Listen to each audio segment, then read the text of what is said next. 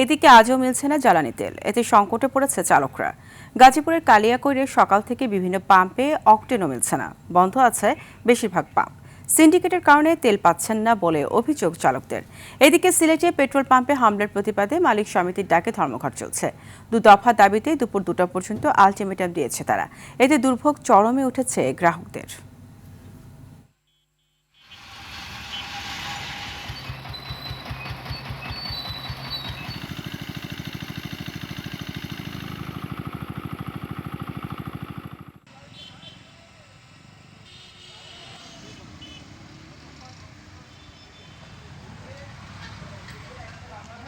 বাংলাদেশে মজুত আছে তেল, তারপরও এই তেল দিচ্ছে না।